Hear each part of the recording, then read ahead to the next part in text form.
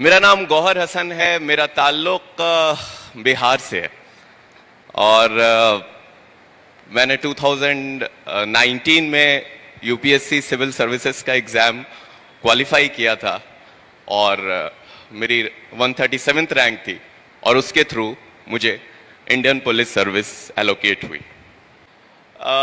میرے 4 بھائی بہن ہیں اور ان میں سے سب سے ناکارہ میں ہی تھا پڑھنے میں. تو میرے والد صاحب جو کہ پروفیسر تھے, اللہ انہیں جنت نصیب کرے, ان کا انتقال ہو چکا ہے, وہ ہمیشہ کہا کرتے تھے کہ آخر میں نے زندگی میں بہت نمازی تھے, بہت پرہیزگار تھے, زندگی میں کبھی ایک پیسہ انہوں نے ایسا نہیں کمایا جس پہ ان کو افسوس ہو سکے. لیکن وہ مجھ سے اکثر کہا کرتے تھے یہ بات کہ میں نے زندگی میں آخر ایسی کیا غلطی کی ہے کہ اللہ نے تم کو اس طرح کا بنا دیا. میں نے سی بی ایس سی سے, میرے خیال زیادہ تر لڑکے یہاں سی بی ایس سی کے بیٹھے ہوئے ہوں گے, میں نے سی بی ایس سی سے 10ویں 2 بار میں پاس کیا تھا. پہلی بار میں پاس کر گیا تھا میں, میرے کچھ 45% مارکس تھے, اور جب میرے والد صاحب نے کہا یہ نمبر لے کے تم کہاں جاؤ گے, تو مجھے لگا میں پاس کر گیا, میں اسی پہ خوش تھا. لیکن ان کے بڑے اصرار کرنے پر میں نے دوبارہ ایگزام دیا. تو آج بھی مجھے یاد ہے کہ میرے 70% مارکس آ گئے تھے, تو میرے محلے میں مٹھائی بانٹنی پڑی. وہ لوگ اتنے خوش تھے 70% مارکس پہ.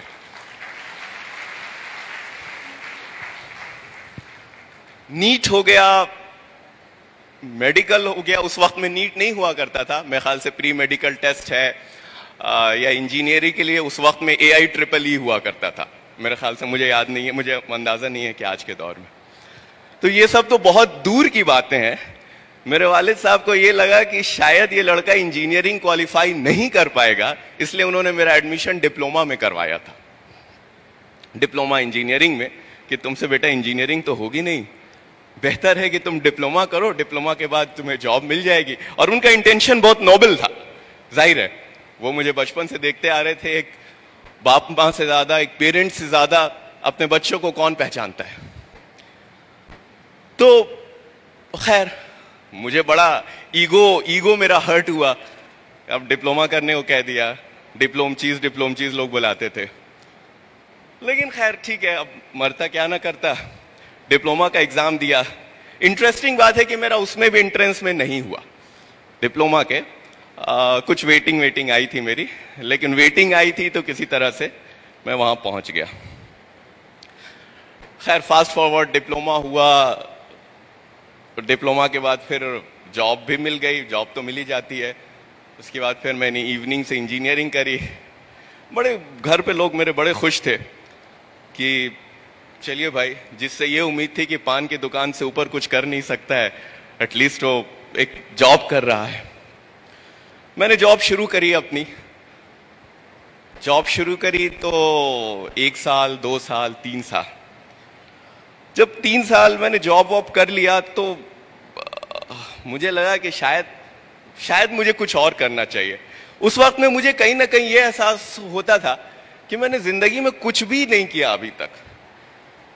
جیسے ندی کے ایک فلو کے ساتھ لوگ بہتے چلے جاتے ہیں, ویسے میں بھی اپنی زندگی کے فلو کے ساتھ بہتا چلا جا رہا تھا. جیسے جہاں جسے نے پھینک دیا, نہ کوئی بڑا ایگزام دیا, نہ کچھ کیا. تو مجھے پتہ نہیں کیوں ایک خیال آیا کہ اس اسٹیج پہ آ کے نہ تو میں میڈیکل دے سکتا ہوں, نہ میں انجینئرنگ دے سکتا ہوں, نہ میں کچھ اور کر سکتا ہوں. میرے پاس 2 آپشنس بچے تھے, یا تو میں کیٹ کا ایگزام دیتا مینجمنٹ کے لیے, یا پھر ایک آپشنس تھا سول سروسز. مجھے بہت زیادہ اندازہ تو نہیں ہے کہ مہاراشٹر میں لوگ اس کا کیا وہ کرتے ہیں, بٹ بہار میں ایک بڑا کوئی بھی پیرنٹس کو, خاص کر کے جو مڈل کلاس کے پیرنٹس ہوتے ہیں, ان کے اندر ایک یہ رہتا ہے کہ بھائی میرا بچہ IAS IPS بنے, سول سروسز میں جائے. مطلب وہ ایک بڑا اس کو لگتا ہے کہ پتہ نہیں کیا ہو جائے گا وہ بن کرے. حالانکہ ایسا کچھ نہیں ہے, ٹھیک ہے یہ بھی ایک نوکری ہے. تو خیر مجھے احساس, تو وہ ذہنیت تو وہی تھی. تو مجھے یہ احساس ہوا کہ مجھے سول سروسز کی پریپریشن کرنی چاہیے.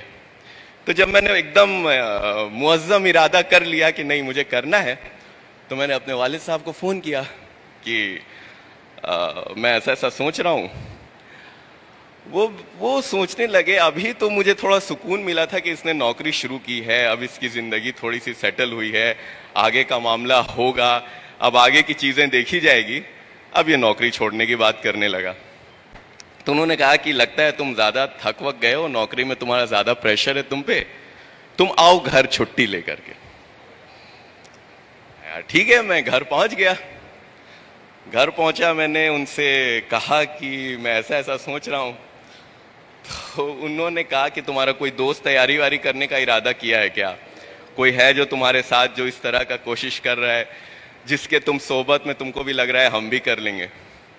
اور دوسرا, تم کو اندازہ ہے نا تم کس چیز کی بات کر رہے ہو؟ کہا جاتا ہے یہ ہندوستان کا سب سے مشکل ایگزام ہے, تمہیں اندازہ تو ہے؟ تو نہیں ہم کو پتا ہے, یہ وہ ایسے ویسے. انہوں نے کہا کہ دیکھو, مجھ سے زیادہ خوش کوئی نہیں ہوگا اگر تم واقعی دل سے, اگر تمہارے اندر ارادہ ہے کہ تم اس طرح سے کر سکتے ہو, لیکن ایسا نہ ہو کہ 2 مہینے بعد تم کو احساس ہو کہ یہ ہم سے ہو نہیں پا رہا ہے, تو نہ خدا ہی ملے نہ وصال صنم, نہ ادھر کے رہے نہ ادھر کے والا معاملہ ہو جائے گا. تو ٹھیک ہے, تو ہم نے سوچا کہ تھوڑا سا, ان سے کچھ سال پہلے ڈاکٹر شاہ فیصل تھے جو کشمیر کے تھے, وہ ہندوستان میں ٹاپر ہوئے تھے, اور کافی وہ مطلب وہ ان کی اسپیچ وغیرہ ہم لوگ یوٹیوب پہ سنتے تھے تو لگتا تھا کہ ہاں ایک دم زبردست. وہ اقبال کا ایک شعر ہے جو وہ بار بار دہراتے ہیں, اور واقعی ان کے پڑھنے سے ہی مجھے پتہ چلا کہ وہ کتنی گہرائی ہے اس میں, کتنا میننگ ہے کہ دیار عشق میں اپنا مقام پیدا کر, نیا زمانہ نئی صبح و شام پیدا کر, خدا اگر دل فطرت شناس دے تجھ کو, سکوت لالہ و گل سے کلام پیدا کر. تو اس میں اتنی گہرائی ہے. علامہ اقبال, اس انسٹیٹیوشن کا نام شاہین ہے. میں اتنا خوش ہوا تھا جب مجھے اندازہ ہوا, مجھ سے پہلے جو مولانا صاحب تھے انہوں نے بہت اچھے طریقے سے اس کا مطلب بتایا ہے کہ شاہین کا کیا ہوتا ہے.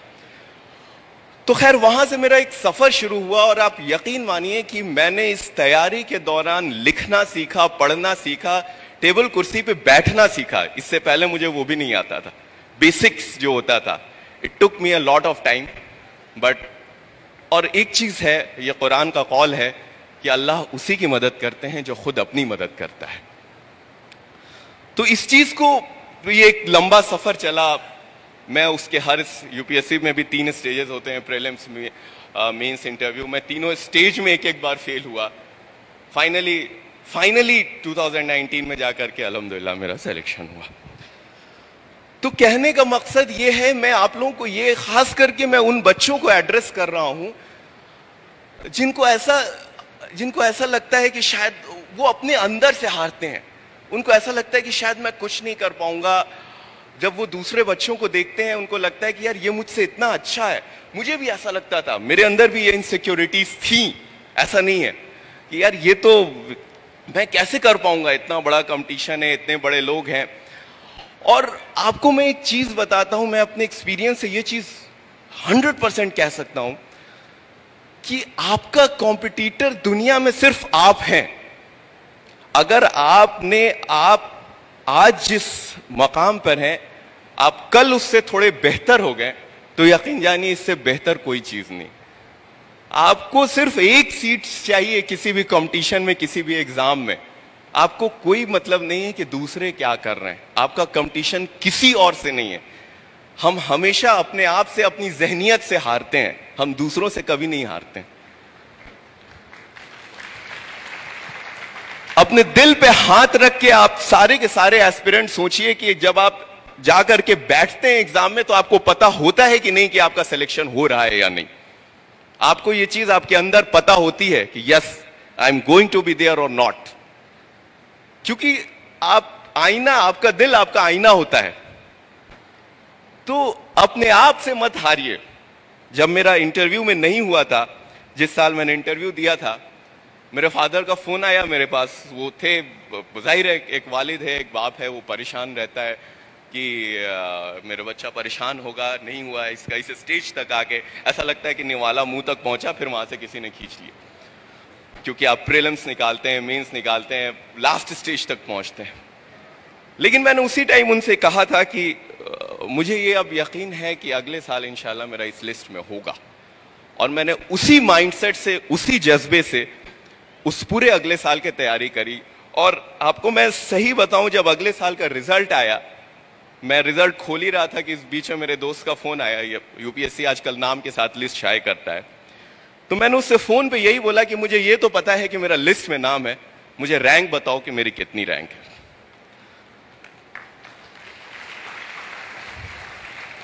اور یہ میں 4 بار فیلئر ہونے کے بعد کی بات کر رہا ہوں, ایسا نہیں کہ میں پہلی بار میں کسی طرح کا کوئی غرور نہیں, کسی کا, بس مجھے اپنے اندر یقین تھا کہ ہاں. اور آپ سب کو, جتنے بھی ایسپیرنٹ, جتنے بھی لوگ یہاں بیٹھے ہیں, ان کو پتا ہوتا ہے. آج جو لوگ بیٹھے ہیں, جن لوگوں کو اگلے سال دینا ہے, آج یہ چیز سوچیے اپنے ذہن میں کہ اگلے سال میرا نام وہاں پہ ہوگا. اور یہ جو پازیٹیو انرجی ہوتی ہے نا آپ کے ذہن میں, وہ آپ کو ڈرائیو کرتی ہے, وہ آپ کو اپنے گول کی طرف کھینچتی ہے. تو آپ اگر اپنے ذہن, آپ صبح صبح اٹھ کر کے آپ اگر یہ سوچیں گے yes I am going to be there, جہاں آپ چاہتے ہیں, جہاں آپ کے والدین چاہتے ہیں, جہاں آپ کے پیرنٹس چاہتے ہیں, یقین جانیے آپ کے پیرنٹس, آپ کے والدین آپ کے لیے اتنا سیکریفائس کرتے ہیں کہ آپ لوگ, ہم لوگ اس چیز کا امیجن بھی نہیں, اس کا اندازہ بھی نہیں لگا سکتے. کتنی دعا کرتے ہیں, کتنی رات جاگتے ہیں, کتنے آنسو گراتے ہیں. اور کیا صرف آپ کی کامیابی, میرا سلیکشن ہوا, اس کے ودن 1 ایئر میرے والد صاحب کا انتقال ہو گیا. آج وہ نہیں دیکھ رہے ہیں کہ میں کہاں ہوں, کیا ہوں, انہوں نے اپنی زندگی اس چیز میں صرف کر دی کہ ان کے بچے اچھا سے اچھا کر سکیں. الحمدللہ آج میرے چاروں بھائی بہن ایک اچھی جگہوں پر ہیں, لیکن اور میرے والد نہیں ہیں اس کو دیکھنے کو.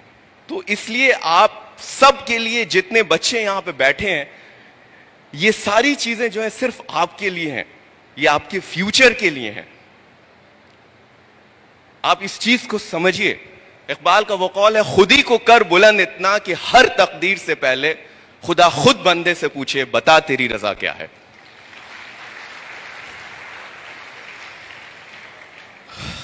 تو مجھے بہت زیادہ کچھ نہیں کہنا ہے, اور تھوڑا سا میں پیرنٹس جو ہیں یہاں بیٹھے ہیں ان کو بھی میں ایک چیز کہنا چاہوں گا, اپنے بچوں پہ ہار مت مانیے. اگر آپ کا بچہ اچھا نہیں بھی کر پایا کسی وجہ سے, میں نے آپ کو بتایا میں شروع سے کس طرح کا اسٹوڈنٹ تھا.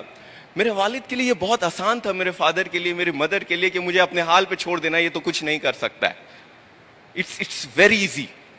یا پھر خود ہار جانا کہ بھائی مجھ سے جو ہو سکتا تھا. لیکن constantly since childhood he tried to motivate me, he tried to promote me, he tried to give everything. تو اپنے بچوں پہ کب اللہ اس کا ذہن کب کھول دے, کب اس کو آگے بڑھا دے, یہ کسی کو نہیں پتا ہوتا ہے. تو آپ لوگ بھی زیادہ سے زیادہ کوشش کرتے رہیں اپنے بچوں کو آگے بڑھانے کی. اللہ سے دعا کرتے رہیں کہ نہیں ٹھیک ہے, جب اور کر سکتے ہیں تو آپ کے بچے بھی کر سکتے ہیں, سب لوگ کر سکتے ہیں. تو اس لیے ایسا نہیں ہے کہ کوئی بھی اس ہال میں جتنے ایسپیرنٹ بیٹھے ہیں, جتنے بچے بیٹھے ہیں, سب لوگ سب کچھ وہ سارا مقام پا سکتے ہیں جو آپ چاہتے ہیں, جو آپ کرتے ہیں, جو آپ کے دل میں ہے کہ نہیں مجھے یہ کرنا ہے. دنیا میں کوئی بھی چیز مشکل نہیں ہے. میں تیاری کرنے سے پہلے مجھے کہہ دیتا کوئی کہ آپ آدھا پیراگراف کسی ٹاپک پہ لکھ دیجئے, تو شاید میں نہیں لکھ سکتا تھا. اب میرے والد نے مجھ سے کہہ دیا کہ تم اردو سبجیکٹ لے کے لکھو. یقین جانیے مجھے اردو کا املا تک صحیح لکھنے نہیں آتا تھا, لیکن انہوں نے کہہ دیا. میرے ذہن میں بھی کیا ہو گیا, مجھے ظاہر ہے مجھے وقت لگا, مجھے محنت کرنی پڑی, سارا وقت, ساری چیزیں اس میں گزری. لیکن ایک ایسا دور بھی تھا جس میں میرا آل انڈیا ہائیسٹ مارکس تھے اس سبجیکٹ میں.